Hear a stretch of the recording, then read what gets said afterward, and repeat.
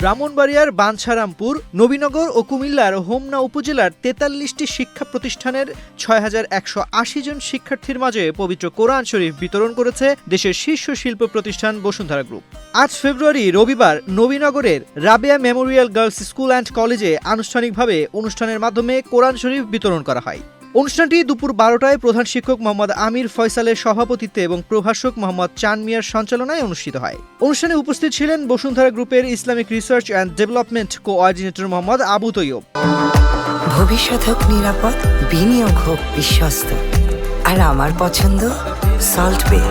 Welcome to salt বে।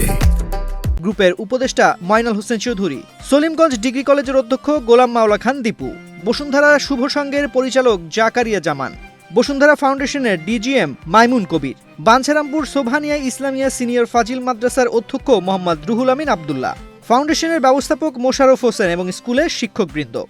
২ শতাধিক শিক্ষার্থী অনুষ্ঠানে অংশগ্রহণ করেন। শিক্ষার্থীরা কোরআন শরীফ হাতে পেয়ে আনন্দিত ও কৃতজ্ঞতা প্রকাশ করে বলেন, আমাদের স্কুলে বিনামূল্যে প্রতিদিন কোরআন শেখানো হয়।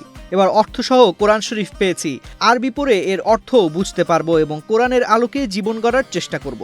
উক্ত আয়োজনের প্রশংসা করে বক্তারা শিক্ষার্থীদের কোরআনের আলোয় নৈতিক জীবন গড়ার পরামর্শ দেন। গোলাম মাওলা খান দীপু বলেন, এমন একটি মহতী উদ্যোগের জন্য বসুন্ধরা গ্রুপকে ধন্যবাদ। শিক্ষার্থীরা কোরআন জেনে বুঝে পড়বে এবং এর আদর্শ বুকে ধারণ করবে। সহকারী শিক্ষক নূর হোসেন বলেন, কোরআন আমাদের পূর্ণাঙ্গ জীবন বিধান, এটি শিক্ষার্থীদের জীবনের সবচেয়ে দামি উপহার। মোহাম্মদ আবু তৈয়ব জানান, কোরআন মানুষকে আলোর পথ দেখায়, ভালো মন্দ বোঝায়। অর্থসহ কোরআন পড়ে শিক্ষার্থীরা নিজেকে আলোকিত করবে এবং অন্যকে ভালো মন্দের ভেদাভেদ শেখাবে। ময়নাল হোসেন চৌধুরী বলেন, ১৯৯৯ সাল থেকে বসুন্ধরা গ্রুপ প্রতি বছরই কোরআন শরীফ বিতরণ করে আসছে। শিক্ষার্থীরা এর আলোয় জীবন আলোকিত করবে এবং নিজেকে শ্রেষ্ঠ মানুষ হিসেবে গড়ে তুলবে।